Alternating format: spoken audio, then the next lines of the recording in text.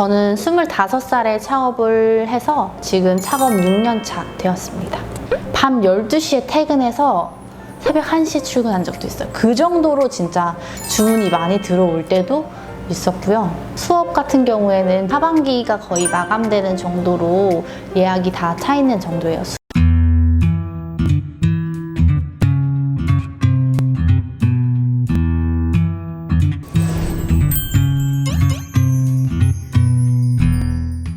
공식 홈페이지 자사몰을 얼마 전에 오픈을 했고요. 스마트 스토어도 오픈했는데 그 사이트를 오픈하기 전에는 항상 카카오톡이나 인스타그램으로 이제 연락 메시지 받아서 주문을 해왔었는데 코로나 시대가 오면서 우리처럼 이렇게 되게 직접적으로 교류하는 그런 공방이 어떻게 하면 살아남을 수 있을까 고민이 정말 많았고, 찾아와서 구매하는 분들보다 이제 인터넷으로 구매하는 비율을 더 늘려가야겠다. 이제 인터넷 판매를 그때부터 준비하기 시작한 거예요. 이제 뭐 내일 배움 카드 같은 걸 사용해서 그 스마트 스토어 오픈하는 강좌 같은 거를 가서 배우셨어요. 한 2달 정도 배워서 기본적인 툴 익히고 어떤 식으로 하면 좋을지 이런 컨셉 구상하고 이런 시간을 갖고 이제 저희끼리 회의를 해서 오픈을 하게 된 거예요. 홈페이지 호스팅 업체는 아임웹이라는 곳을 사용을 했고, 제가 약간 원하는 그런 컨셉을 만들어 본 디자이너를 선택을 해서 그분한테 의뢰를 했고, 만드는데 100만 원 안쪽으로 들은 것 같아요. 가장 많이 오시는 주요 고객층이 30대 초반에서 40대 초반 정도까지 많이 오시고요. 여성이 99.8%인 것 같아요. 사실 요즘에는 연령대별로 뭔가 디자인을 추구하는 것보다 각자의 취향에 더 치중하는 편이기 때문에 20대 초반도 30대들이 좋아하는 그런 취향을 좋아할 수 있고, 요즘 30대들은 좀 더 영한 취향을 좋아할 수도 있고, 이러다 보니까 다양한 연령대들이 많이 구매해 주시는 것 같아요. 근데 저희 고객층이 보통 30대이고 40대 이러다 보니까 막 엄청나게 이렇게 되게 적극적으로 후기를 보내주거나 막 그런 연령대층은 아니지만 정말 재주는 고객이 많아요. 그래서 그런 분들은 제가 항상 이렇게 메모해 놓고 적어 놓고 다시 주문이 들어온다면 이름 같은 거 기억해서 먼저 이름 말씀해 드리기도 하고, 뭐 새로 나온 게 있으면 주문 시에 같이 보내드려서 드셔보시라고 하기도 하고, 이런 식으로 좀 친근감 있게 대하면서 관리하고 있는 것 같아요. 저희 이제 공방은 거의 90%, 95%를 저희 수강생분들이 만든 그런 작품으로 진행을 하고, 저는 그게 조금 서툴러도 그게 발전하는 과정이라고 생각하고 그걸 좀 솔직하게 오픈하고, 근데 그런 것들이 점점 발전되면서 수강생들이 느는 사진들이 올라오잖아요. 그러면 그게 이제 통하게 되는 것 같아요. 이제 처음 하시는 분들은 내가 할 수 있을까? 이런 생각을 진짜 많이 하시는데, 잘해지는 그런 과정들이나 그런 사진들을 보면서 나도 할 수 있겠구나 이런 생각들을 많이 하고, 저희는 이제 창업 관련돼서 소스들이나 이런 것들을 수업에서 굉장히 많이 얘기해 주는 편이거든요. 그런 거에 대해서도 이제 조금 언급하거나 이런 식으로 하면서 좀 궁금하게 하는 그런 방법이 있는 것 같아요. 초반에 집중했던 거는 어떻게든 사람들이 내 거를 볼 수 있게끔 할 수 있는 디자인은 뭐가 있을까, 이런 거를 생각을 많이 했어요. 그래서 이제 시그니처 작약 이런 디자인이 나왔고, 뭐 명화 케이크에서 명화에 쓰인 색깔들을 사용해서 케이크를 만드는 거예요. 그러면 이제 옆에 명화랑 같이 두면 되게 비슷한 느낌이 나오거든요. 그러면 사람들이 이제 그렇게 같이 사진을 찍어서 올리면 뭐야 이거? 이렇게 보게 되는 거죠. 그런 식으로 디자인들을 좀 발전시켜 왔던 것 같아요. 저는 여행 같은 걸 좀 많이 다녔었던 것 같아요. 뭔가 새로운 문화를 보고 그곳에 있는 새로운 색감들이나 못 봤던 디자인들을 보면 그게 저는 바로 케이크에 연결이 되더라고요. 앙금 플라워 케이크라는 자체가 컬러에 좀 더 집중이 많이 되는 그런 부분이다 보니까 이제 공방을 준비하시는 분들은 좀 시각적인 자극 같은 거를 많이 받으면서 디자인을 하면 훨씬 도움이 많이 될 것 같아요. 블로그랑 인스타 이걸 가장 많이 이용했고요. 양으로 승부하자. 뭐 하나라도 걸리면 된다. 약간 이런 마인드로 하루에 하나씩 블로그를 적어서 올렸었던 것 같아요. 지금 인스타그램 팔로워는 3.3만인데 최근 게시물에라도 제일 상위에 올라가려면 게시물을 되게 많이 올려야 했었어요. 그래서 하루에 거의 5개 정도의 게시물을 올렸고요. 어느 정도 내가 이렇게 해서 목표 팔로워나 이런 게 생긴다면 그때부터는 양도 조절하고 그 다음에 게시물의 퀄리티 같은 것도 좀 조절해서 이제 인기 게시물에 노출을 시켜야 된다고 생각하는데, 앙금 플라워 케이크는 너무 많고 화려한 꽃 그런 디자인이다 보니까 잘 안 보이는 거예요, 제게. 그래서 제가 그때 배경을 없이 뭐 소품 같은 것도 최대한 없이 올리기 시작했고, 저만 검정색 테이블에서 케이크를 찍었었던 거예요. 그래서 내리면 제 것만 보여요, 검정색 테이블이니까. 그런 식으로 좀 사람들이 내리다가도 눈에 딱 띌 수 있게끔 그런 사진을 찍었었던 것 같아요. 지금 와서 되게 후회하는 부분 중에 하나가 너무 오피셜 계정처럼 만들었다는 거예요. 진짜 케이크만 보여주는 계정으로 키우다 보니까 좀 더디게 컸던 것 같아요, 확실히.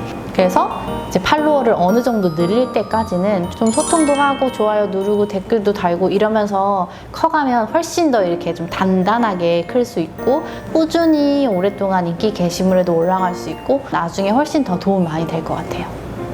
올리지 않는 순간에도 계속 꾸준히 노출되는 게 전 중요하다고 생각하거든요.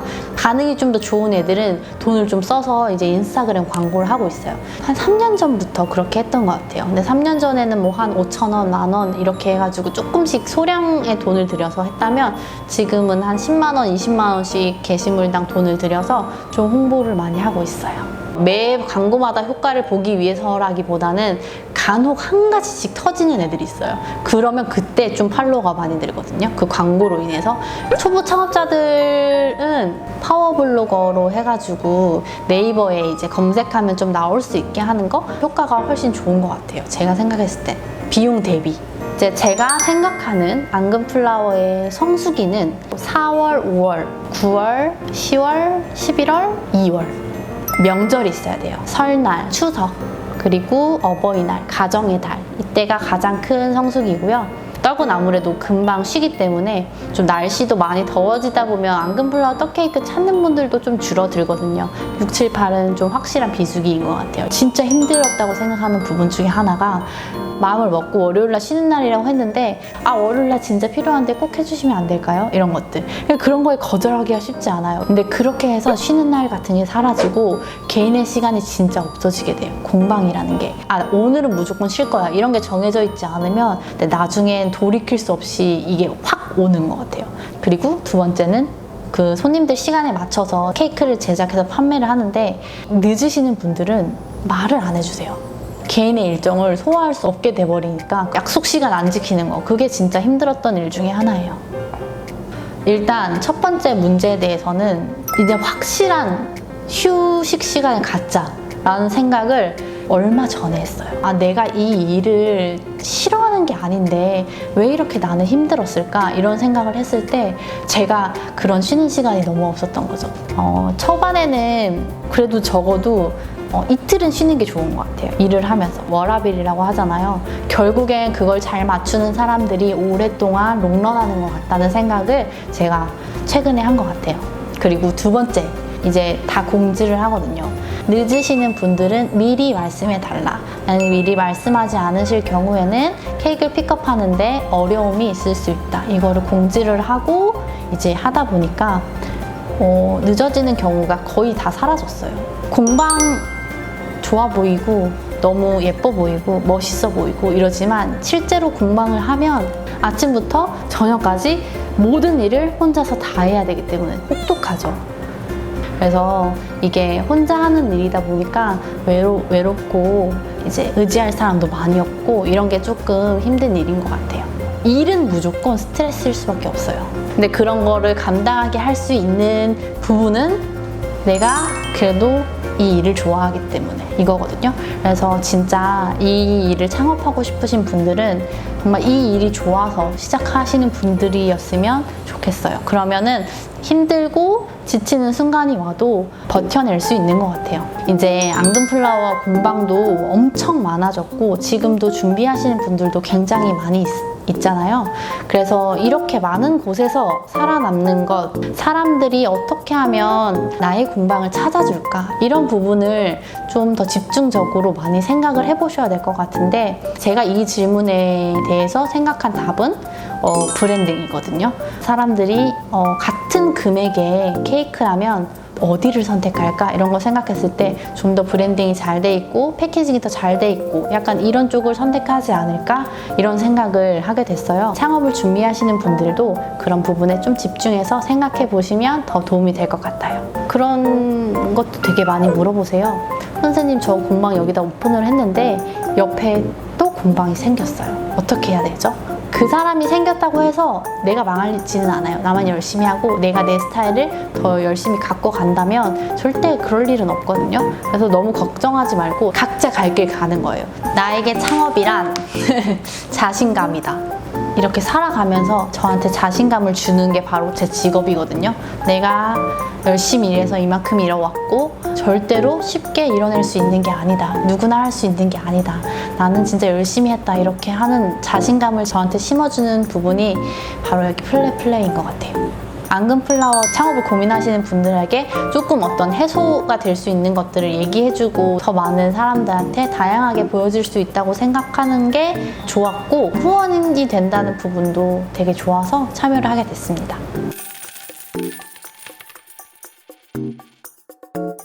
제 인터뷰가 도움이 되셨다면 우리 동네 CEO TV 구독과 좋아요를 부탁드립니다.